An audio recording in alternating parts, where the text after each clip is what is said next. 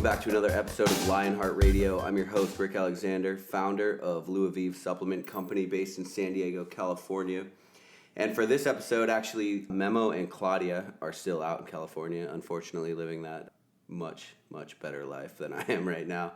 But as long as I'm out in Virginia, we're going to try to switch off. So I'll do an episode on Monday, and then the next one will be Claudia and Memo. So today I'm joined by formerly Three Sheets. You guys are, what are you calling it again? Endless Frontier. So I'm with Brady, Josh, and Jordan of Endless Frontier. They are former military guys that are getting out of the military. They're all transitioning around the same time. Josh, you're already out. Yeah, I've been out for about a year. Okay, so, and then you're out too, Jordan? I got about 3 more weeks. Okay, and then Brady, you're basically out now too. Yeah.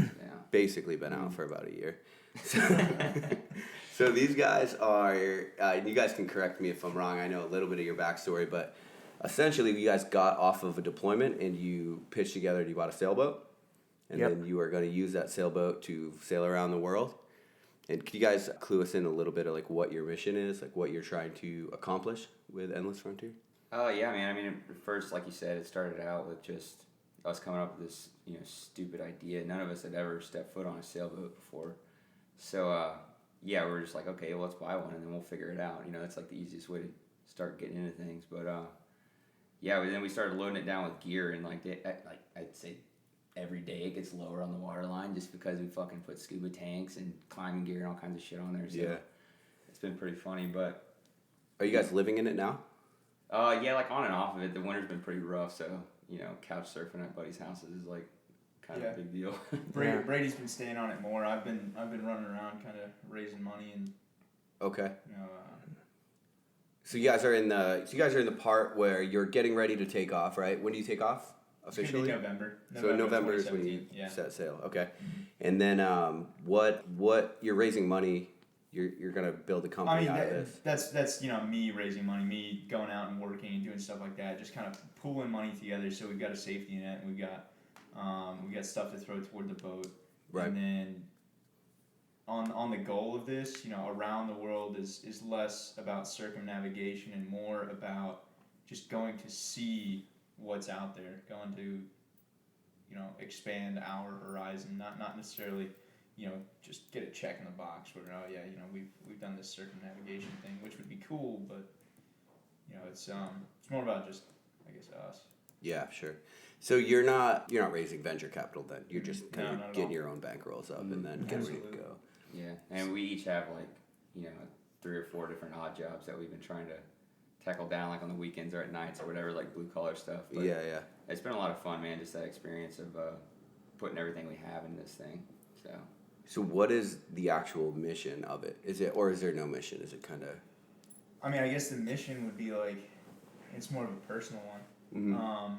There's the adventure portion of it, and then with any great adventure, great personal journey, there's going to come some sort of period of, enlightenment, if you want to call it, or just self-discovery. Yeah, sure. So that can be a big portion of it as well. Yeah. Just kind of...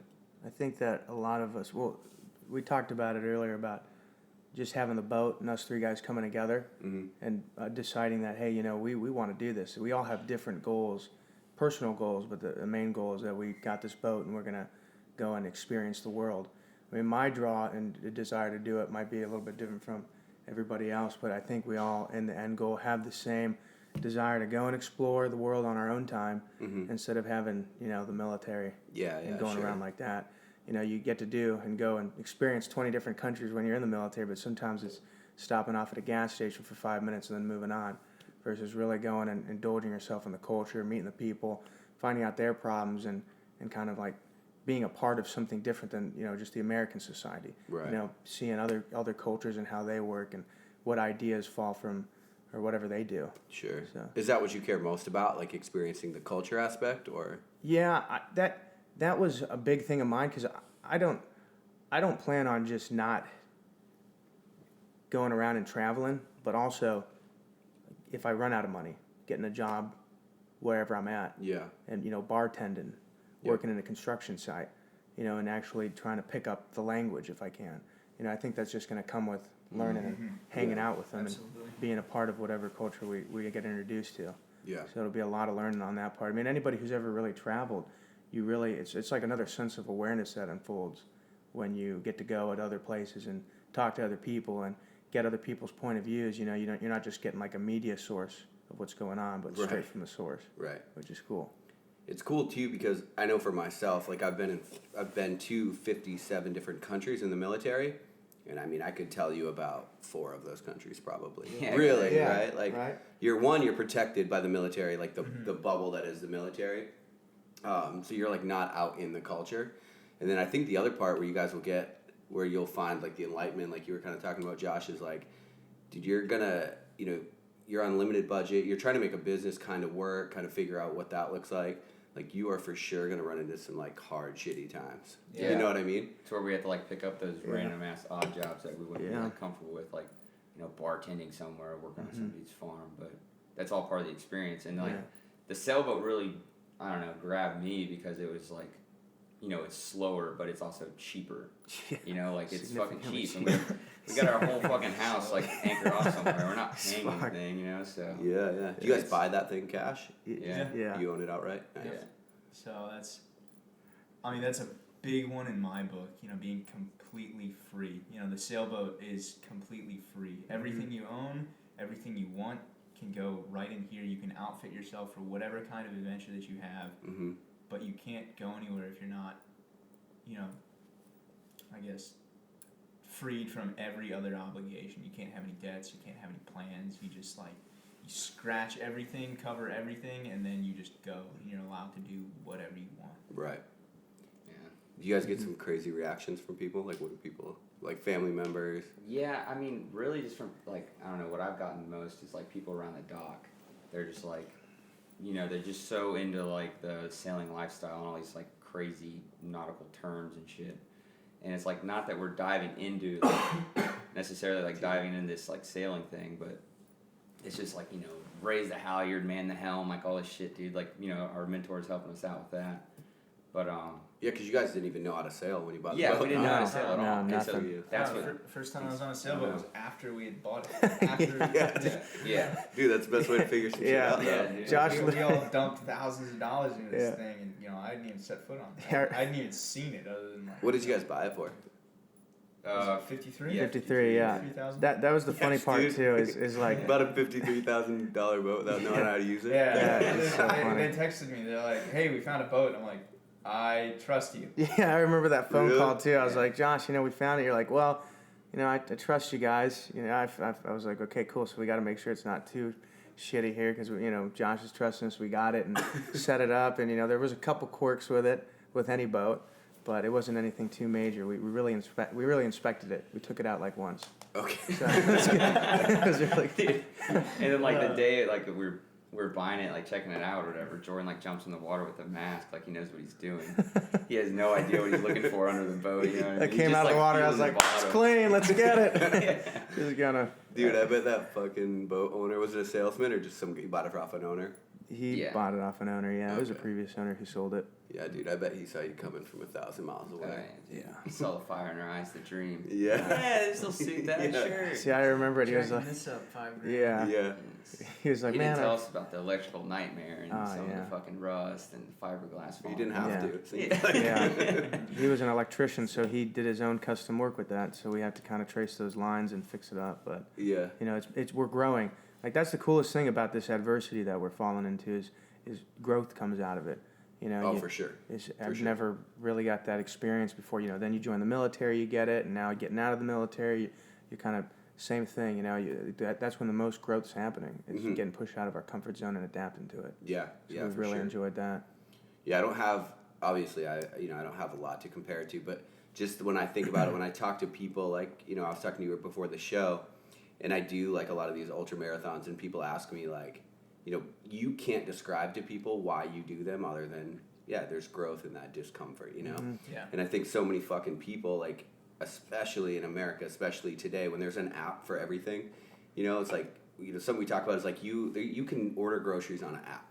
It's like a couple thousand years ago, ordering, like, there was no ordering groceries. Like, if you wanted food, this was a life or death thing for you. Yeah. And you had to, like, go out and fucking fight for your food.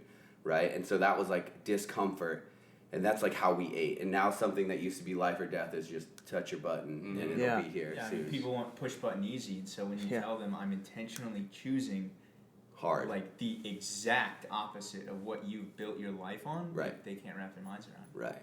They don't understand that like there are a lot of people that still want, refining fire. They want something to make them harder. Right. Yeah. And then a lot of people think they want it, and then they don't want it.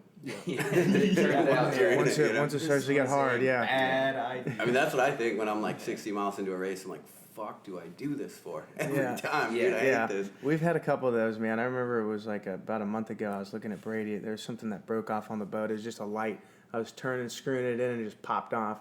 And I looked at him. Fucking straw that came on the back, dude. He looked at me. He's like, "I'm gonna leave for an hour. See if you could sink this thing." And I was like, "Gotcha." Is that what we were working on like all day? He's so mad. He's like, "Don't tell Josh either, man."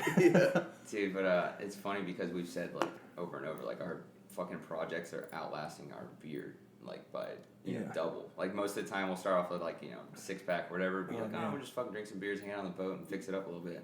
You going straight into the night? Yeah, go straight into the night. Early morning, dude. 2-hour job turns into 2 Like, days. dude, You don't want to dude. stop. That's why BOAT, dude, stands for bust out another 1,000. Yeah, right? absolutely. You guys are living it right now. Yeah. But yeah, dude, I think that's why in the last like 10 years, you see this. You've seen this huge fucking growth of like Spartan Race and Tough Mudder and CrossFit and all these things that like all these people are in their fucking lives and they're creeping around the streets like ants and they're just going to work and they're coming home and they're ordering food on an app and it's like you give them the chance to run 3 miles through the mud and it taps into something that's like deeper than that. You know what I mean? Taps into something from our heritage that So I think people are going to be really intrigued to watch your journey because nobody really like the percentage of people that would be willing to do what you guys are doing right now is very fucking minimal, I would say. Yeah. The amount of people that are going to be really excited about like vicariously living through it though, probably going to be a lot. Yeah. You guys going to podcast throughout it or what? Probably stuff like this, right? Just meet interesting people and. Such an amateur boot, dude. Alright, I'm drinking out of a fucking boot right now, and I just pulled such an amateur boot. Pre-workout in a boot. Yeah. And I didn't tip. tilt the fucking shoe. Yeah. God. Amateur status. What were we talking I about? have no idea. Just got pre-workout in my eye out of this boot. But no, dude, it has been cool for like already people to live like vicariously through us. I mean, like, there's been so many old timers around the dock just want to hear what the fuck we're doing. And then, just like through our youth. And Like other guys that own boats, you mean just down there? Yeah, that's what I was going toward with with the podcast. Like the people that you meet out here, they're ridiculous. There's a French guy on our dock, random dude. Like, ask him a question about electrical system on the boat, and he comes out from memory, translating from French in his head to English, and writes out all of the like ohms and like how to calculate amp hours and wattage and all this stuff, and he does it from memory, writes it down for me, and then just randomly goes off on this awesome philosophical tangent about like how you have to chase your dreams and his dreams have to become reality or else what kind of man is he? And it was like and then like what was his story like? I guess briefly, like he was 30 years old, living in France, and he just decided that he wanted to hitchhike around the world. And so he went and did it. It's just like, I went and hitchhiked just around the entire world. Yeah. And then decided he wanted to live in America, moved to America. Decided he wanted a boat and wanted to sail across the Atlantic, and he's done that. So he keeps on achieving everything. Like, to get someone like that on a podcast, you are never going to meet that guy. Right. You're never going to tap into that crazy life experience unless I just put a microphone in front of him, or we just sit him on the boat with us and crack a couple of beers. Like that. That's pretty cool. Dude, and that dude has learned shit about life that you could live 1,000 9-to-5 lifetimes and you'll never figure out about yourself, about people, about culture, about the world. Exactly, dude. Yeah. And that's what we're surrounding ourselves by. Like, that guy was a gym at the dock, but we probably wouldn't have found him anywhere else. And so like with our adventure and the people who we're gonna anchor next to, it's just gonna be Meet a wild lot of adventure people. with that alone, just like meeting these different people. So Yeah. that'd be really cool. Dude, that is cool. Like, they say, like, if you're the smartest person in the room, you got to find a new room. Like, that's what's going to be awesome for you. You're always going to be in a new room. Yeah. Like, you're always going to be, like, growing and And that's what's cool about being around people like that guy that you're talking about, is they like force you to level up. Because when someone tells you like, oh, I'm literally just following my dreams, you're like, well, fuck am I doing? Yeah, exactly. You know, it like forces you to level up. Someone like that, the rules just don't apply to. He doesn't care. Right. It doesn't matter what you say, like what your expectations are. He's on a completely different wavelength, and that is like That's cool. It's pretty incredible to meet people like that. Yeah. Well, and that's the other thing you realize when you meet enough people like that is like there isn't a normal, like people have these preconceived notions of what normal life is, what a normal life should look like, societal norms of what you should be doing with your life, which is go to college, go to work from 9 to 5, get a wife, have a kid, whatever, American dream, right? But that's all just constructed shit by us. Like if you decide normal for you is doing everything you've ever wanted to do in the world, that's normal for you, right? People don't realize it's legitimately that easy. Like that's all you have to do. Yeah. It's just like, no, normal for me is not going to be that, right? Yeah, normal for me is what everyone else is doing. Yeah. That's what a lot of people. That's cool. And then you spend enough time around your hometown, and it's like, dude, everybody, especially older people, like I don't know if you guys have experienced this, but my family, like every time I tell them something that I want, that I'm going to do, they have like a new, different like I wish story. Like, oh, I wish I would have done blank, blank, blank when I was young. It's exciting to like experience that for yourself, but it's also like depressing at the same time. It's just like, man, like you could have got away 20 years ago, but something made you stuck here, you know? Fear. And like, yeah, the fear of like going out and your dreams possibly failing. Yeah. You know, it's just crazy. Like we see people like that at the dock all the time. Go, I'm still, you know, working on the boat. I've had it for 20 years, and you're like, dude, where do you go with it? Just get you a little bay racer, like that thing's outfitted to, you know, go down south and you can live in the, you know, you can live in paradise. Yeah. And so it's just crazy, yeah. So people, you're just saying like, God, I wish I was doing what you're doing, I wish, essentially. oh man, yeah. And I wish I could do that. Like, that's the best one. I wish I could do that. Like, like you have some fucking talent that they don't. So. Yeah, superhuman. Right. No, dude. You just decided to. I'm just 3 irresponsible. 25-year-olds that just fucking bought a boat and then trying to figure it out. Yeah. Yeah. And somehow we have an upper hand on them just because we, you know, whatever, want to go do it. That's the hardest one, is the first step. Most of the time, those guys that are on the dock that you were talking about, Brady, just been saying for years now that they're leaving. They're just one more thing they got to prep on the boat. One more thing they got to do. You know, you just got to do it. So I mean, the boat's going to fall apart along the way. Yeah. That just happens. Yeah. Because I mean, we're like, oh, we bought this boat. And we're like, you know, the guy says it's good. We gave it like a test run. Everything's there. Everything's outfitted to go down south. But then shit just started breaking. So I could see where they would like snowball into that. Mm-hmm. But you just kind of roll with the punches, I guess. Yeah. Well, and I mean, that fear that people have is based in reality. Like, a lot of people follow their dreams and fucking fail. And they end up, like, bitter, or they end up mad, or they end up thinking it's impossible, depending on, you know, the scale of that dream is relative. But, like, I mean, a lot of people fail. Like, the success stories are a lot fewer than the fail stories. But the success stories usually get a platform, and so people are like, "Oh, yeah, right." You know, think about Steve Jobs' story. How many times did that guy fail? How many times did that guy get shit canned before he made this enormous, technological giant that is Apple? Right. Like, I mean, dude never gave up, never sold out, and just kept on hard charging. Now, look where that got him. And I think that like He's people dead, like right? that. Got him dead. I think it'll get That's us what all got there. him. That's what hard work will get you.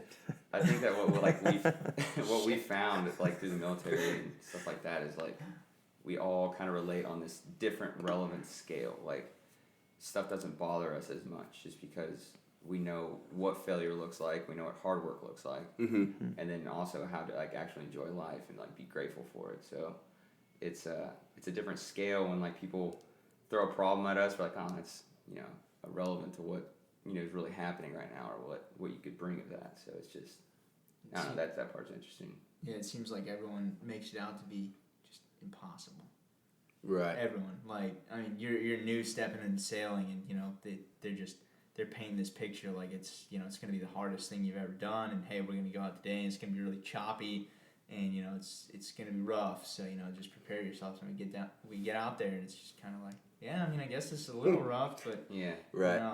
Maybe if there was some more excitement, and then sure enough, we get a hole in the boat and there's water pouring in. Yeah. It's just like, But like even even then, with that, yeah. like it's It was- not yeah. it's not that hard. Because Yeah. we went out, like one of our mentors like took us out, and he was like, "Oh, I want y'all to experience this. It's like really rough seas or whatever."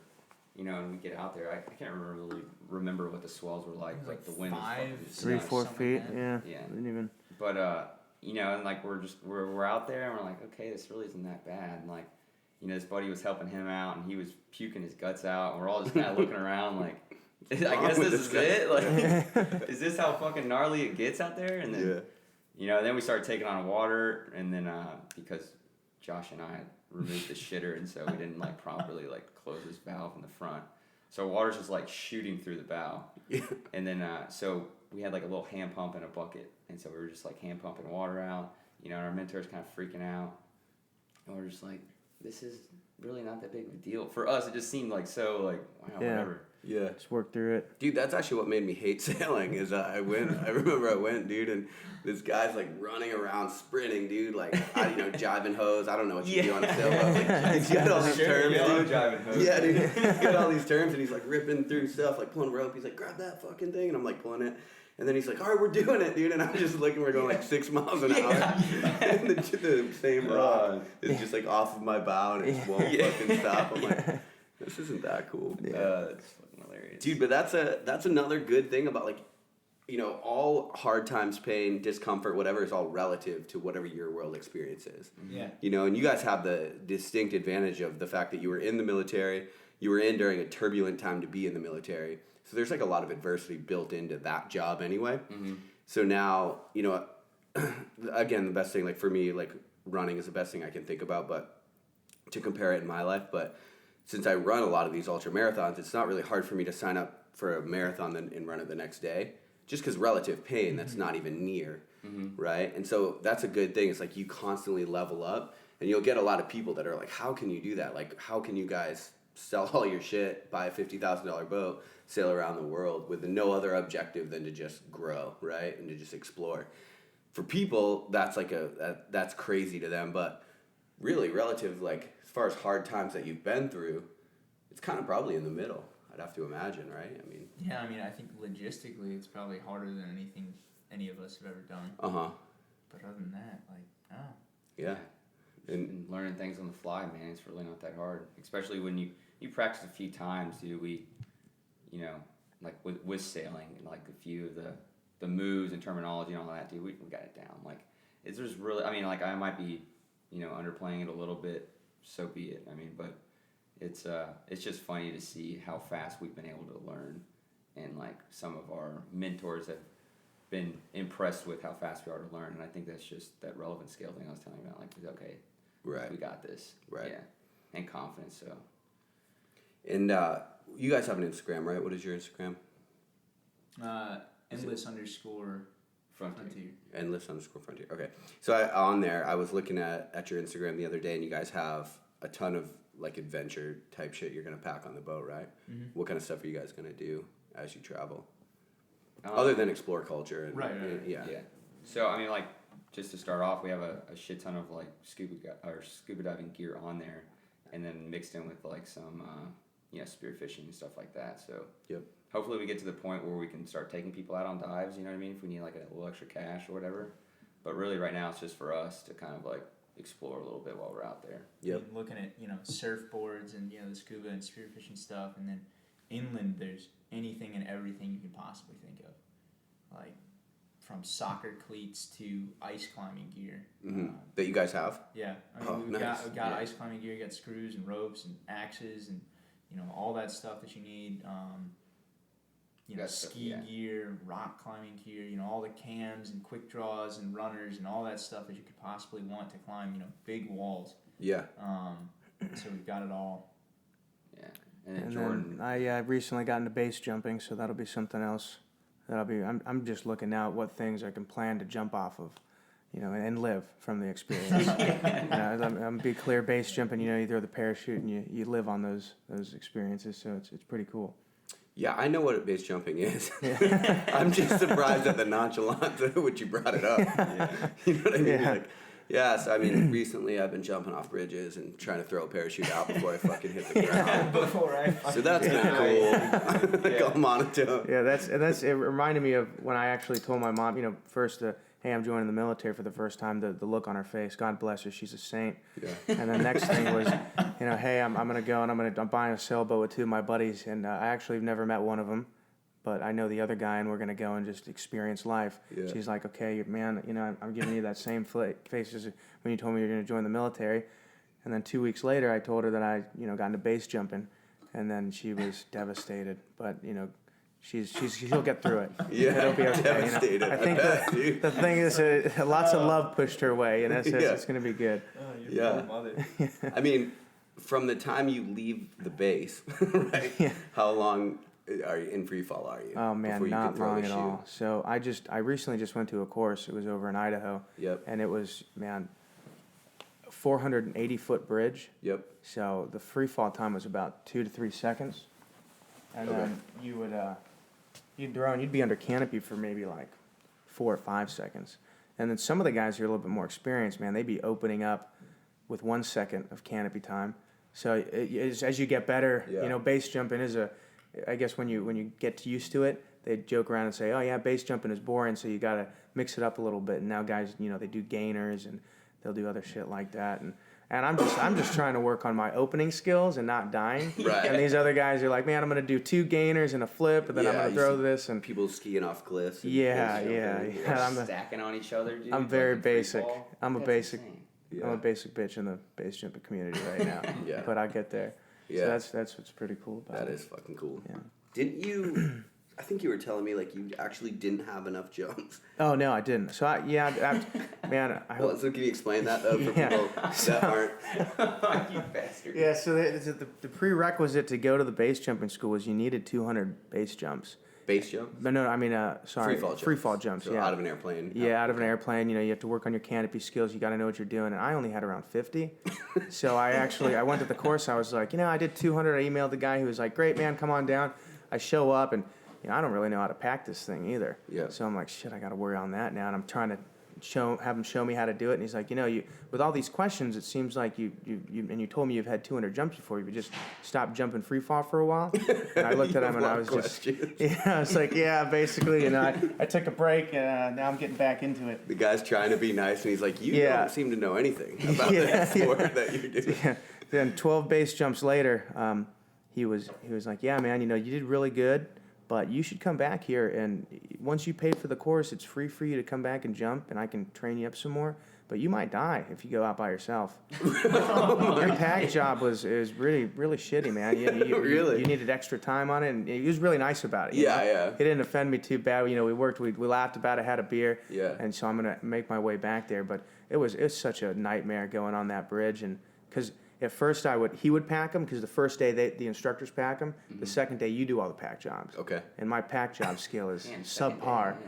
Yeah, so I'm running out there, 5, 6 base jumps, and I'm looking at over the bridge, holding on, and I'm looking at him. He's looking at me, and he says, you're the last one to jump. You ready? And I said, well, yeah, but you saw my pack job. What did you think? And he's like, I don't know. What do you think? I was like, I don't know, man. What does it look? And he's looking, he's inspecting me, and he's like, man, you probably shouldn't jump it. You might die. Yeah. And I was like, I'm in my mind, I'm like, well, he's fucking with me. I hope. And if I bitch out and don't do it now, everyone's gonna make fun of me. Oh yeah. So I got up to the edge and I was like, I'm gonna do it. And he's like, all Definitely right, die go for for your it. ego. Yep. Dude, I'm looking down, man. It's the hardest part is like looking down. Looking down and seeing what's below you. So I try to look up when I do it most of the time and jump out. But yeah, it opened in that immediate relief when you're under canopy, man, and you hit the ground and you're safe. It was amazing, and that rush of adrenaline was. I haven't had a feeling like that in a long time, which I sound like a junkie or something, but it was just a fun time. Yeah. It was real fun. I bet. Oh, man. Dude, I don't care how many jumps. I don't give a fuck how many jumps I have. I'm never doing that, dude. See, dude, he keeps trying to, I don't know, sell it to us, man. Yeah. We're just like, not there yet. And Yeah. Like breaking that, I just like. Yeah, it was. So to make it real, do you guys jump too, though? Yeah. Yeah. Yeah. So to make it real, though, you had 50 jumps prior. Mm-hmm. How many of those do you get when you're going through school? Going through the base jumping school? No. Through skydiving school. Okay, yeah. Going through the skydiving school, I'd say about, man, 20 of them, 12 to 20. 20 to 30. Okay. depending on- Yeah. So were only 20 of your jumps then just you, and the other 30 were with an instructor? No, so 12 You had of them, 50 jumps 12 of them, outside of yeah, school. 12 of them Okay. was with an instructor, and then the rest of the 50 was Oh, okay. with, going to an actual drop zone and jumping. Okay. So yeah, there was a little bit of time over there. I think that was the big thing too, is I actually did put a little bit of time into going to drop zones, but I Yeah. think I spent more time at the bar at the drop zone than actually in the plane. Such a solid plan. You drank at the school, and then you're like, well, can't get called a bitch, so I gotta jump. Realistically, I know that sounds bad, but they did a whole bunch of theory on base jumping, how the wind works. There was a lot of science behind it. They went into turbulence on this thing. Yeah. The guy was a master. This guy's been jumping for over 20 years. Yeah. And he would say, the best base jumpers never get to teach because they die. So he retired early on, and he's like, okay, what I'm going to do now is I'm going to actually put up a school and teach people. So he takes on 5 people every month, Yep. and he brings them through, and he would tell us, he'd be like, look, it's not as complicated as you think. You could basically put this chute and fold it up in a couple different ways and throw it in this pack shop, and it's going to open. But they teach you how to do it like 95% perfect, right, out of 100. Okay. So that because it only takes about 30% of it to actually open up. So it's pretty intricate, the whole course. So My it first teaches you pretty question good. would be, if it's not complicated, why are they dead? Well, Yeah, why are the best ones that's dead? that's Like- what that's very true. So that where is the actually wind because plays you a huge role, you keep right? on because and that's what they say, like, hey, base jumping gets boring once you do the same thing for too long, because they're looking for the next thing. So you do base jumping, then you do the wingsuit, and then you're doing things that you probably shouldn't be, like Gotcha. pushing the Keep limit. pushing it. Yeah, and then you're You get, like hitting a false tree. sense of security. Oh yeah, dude, Yeah. big time, man. These guys, you can Google stuff on YouTube of this. Their YouTube Yeah, the videos. wingsuit and, thing's like blowing up. yeah, that's where they did the statistics on it in the class. He was saying that people have been dying because of the wingsuits more than the base jumping. Really? Because those are two different sports. People think if they can base jump, they can wingsuit. But to be a good wingsuiter, you actually got to go in a plane and jump out and do at a drop zone and practice in the air. Yeah, learn how your body flies. I could Yeah, imagine. exactly. Right. Because there's like a whole, there's a whole way to actually be on a mountainside and jump off and actually open up to wingsuit. Yeah. That if you don't do right within the first 2 seconds, you're dead.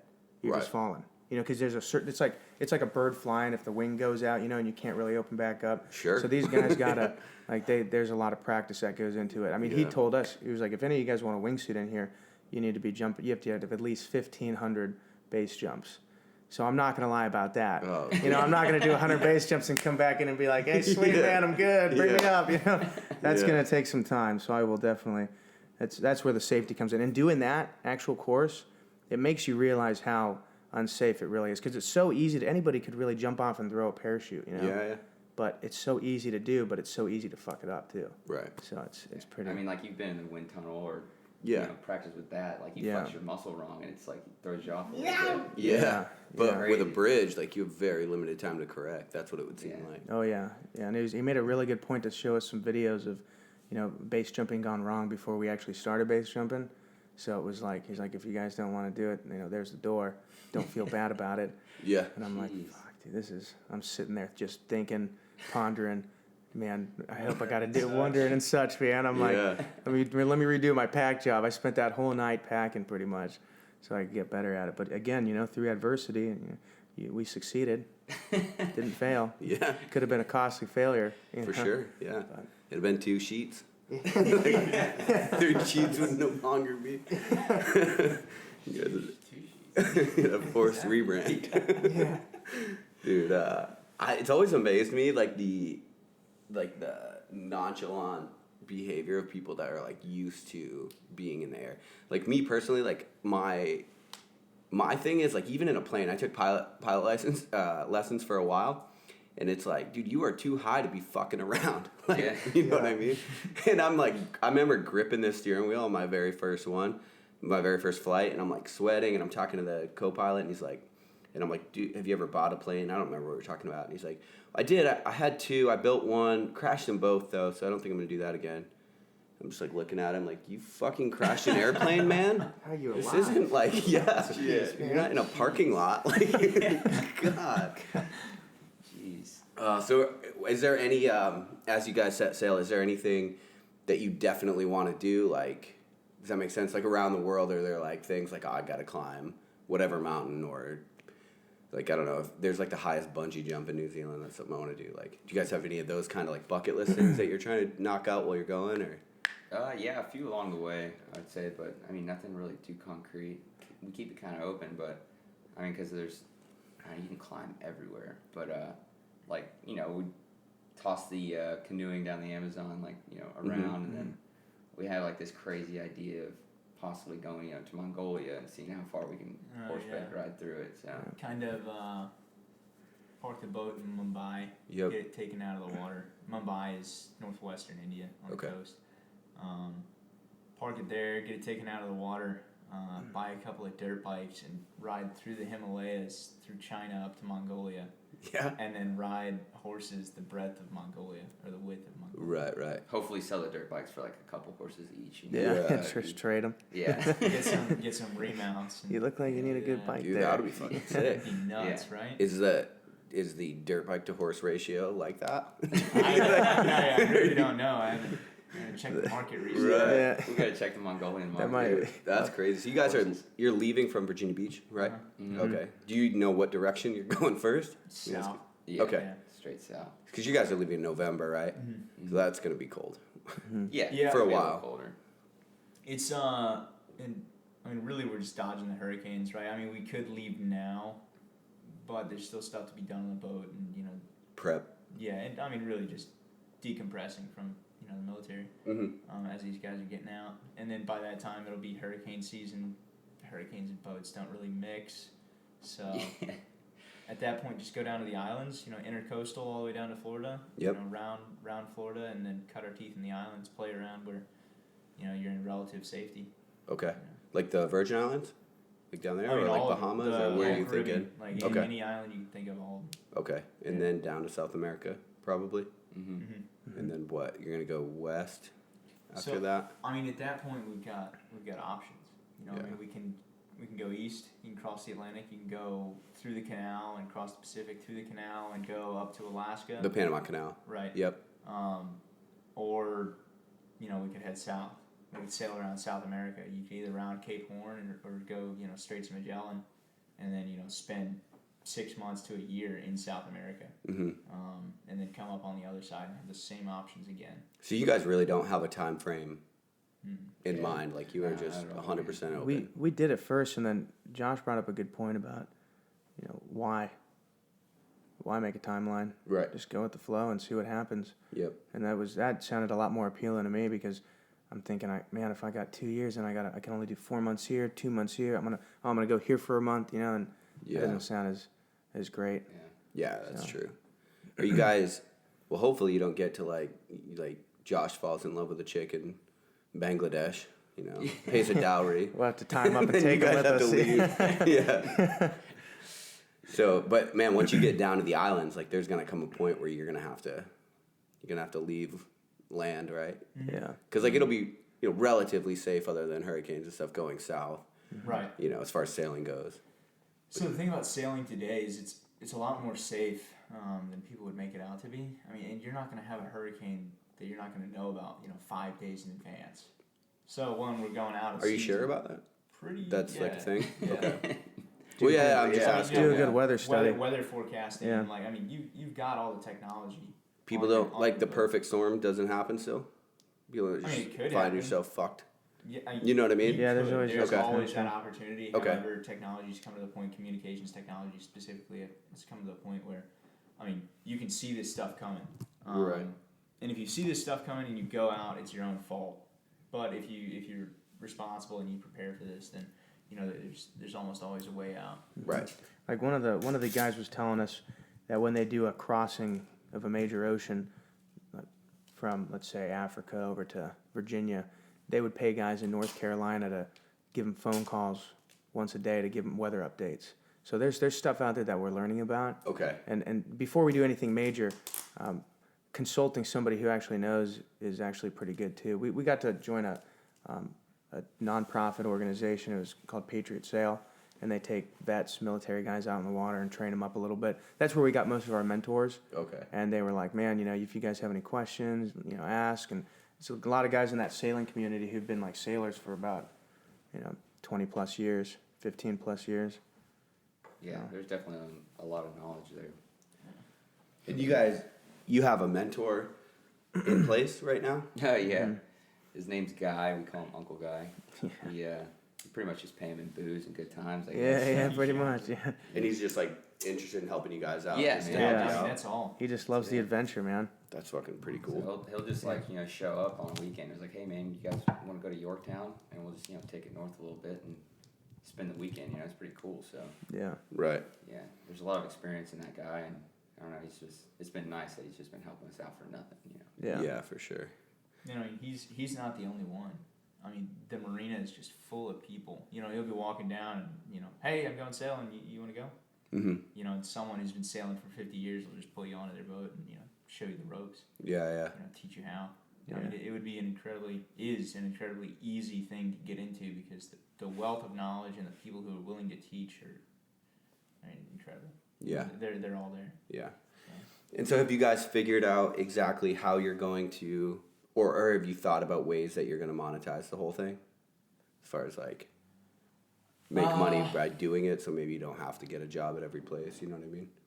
Well, yeah. So that's the thing. I mean, we want to set aside we want to have Like a safety net. a safety net, but we want to earn all of that on the fly. We don't want to take that away from the experience. So we want people to experience it with us by sharing it. Okay. But if we go about ways of monetizing it, then it would be something set for later, like a further investment, so that we can live this organically.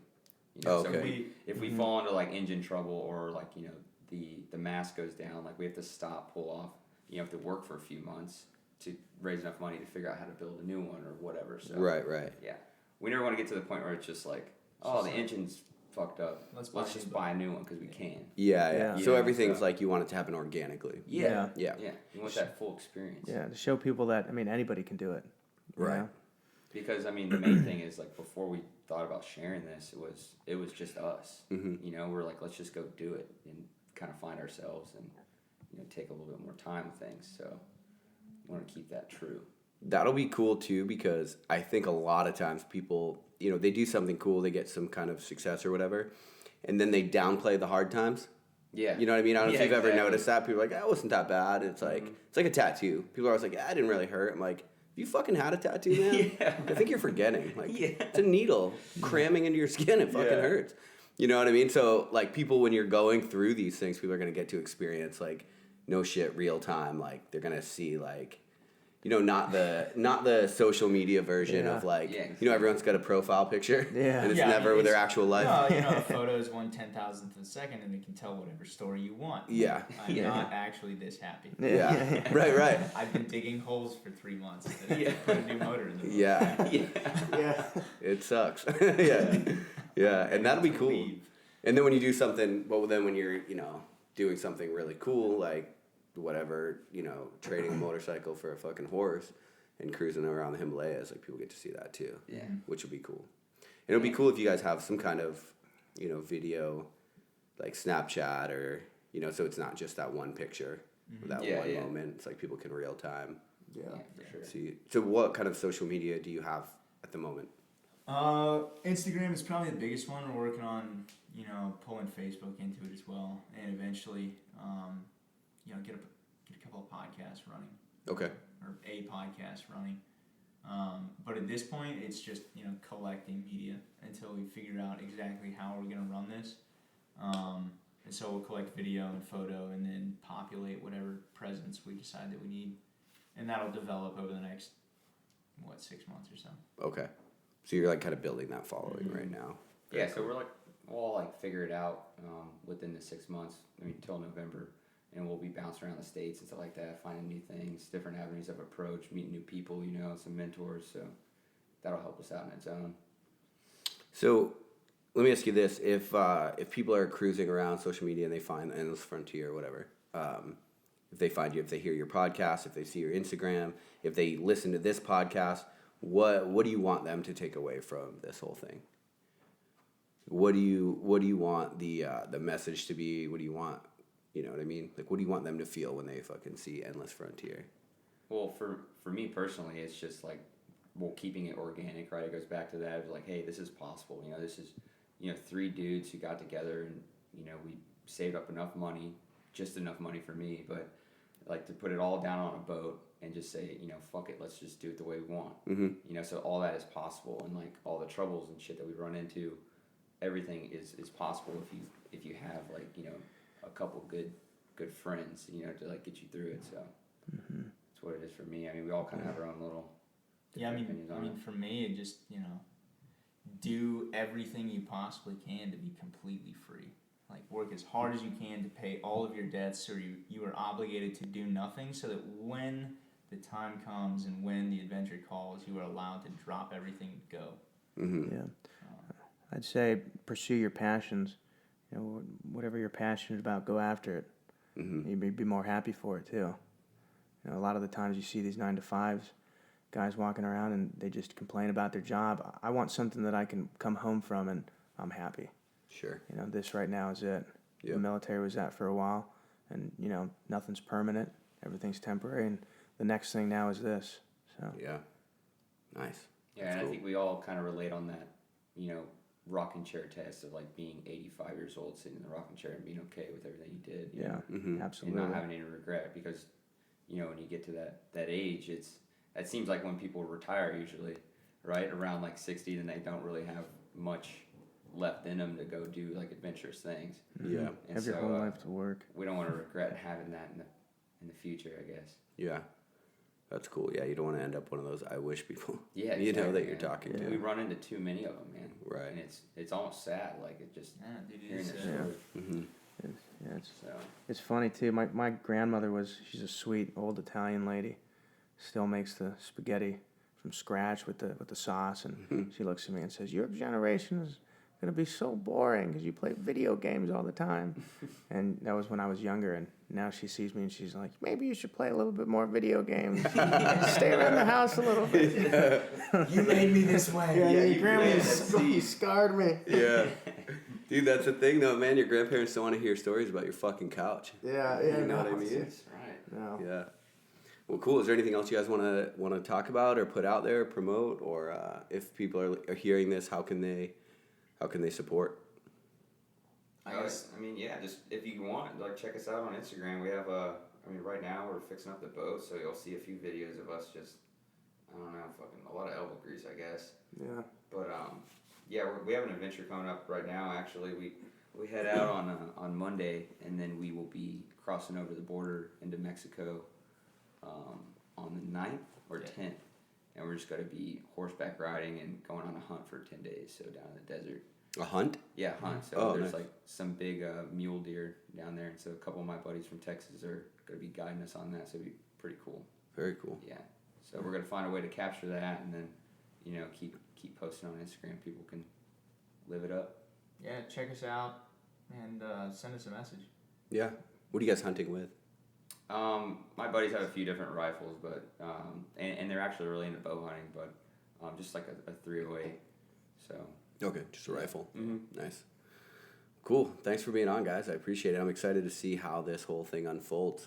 Yeah, dude, me too. Yeah. Appreciate It's gonna it. be cool. I want to know, and I'm glad that people get to hear this podcast before you guys set sail, and then next January if you guys are in the rocks somewhere, they're like So they can laugh at us. in North Carolina. Video of us You made it 47 feet, shooting off Bags layers. on land, man. Or like, all right, let's figure out a hitchhike now. dude. I'm gonna meet you guys in the Himalayas, dude. And I want to talk about your journey again. Sick. Chip the rep. Thanks, guys. Yeah. Thanks for listening to Lionheart Radio. Don't forget to rate us and download our other episodes. For your supplement needs, go to louisvive.com, and for your sports therapy needs, visit movement-rx.com. This Midwest nigga be the coldest. Cleveland is the city where it's hustle or you hopeless. In my closet like a stove, bitch. Only difference is you ain't gon' find this in no stove, bitch. I'm fresher than your whole clique.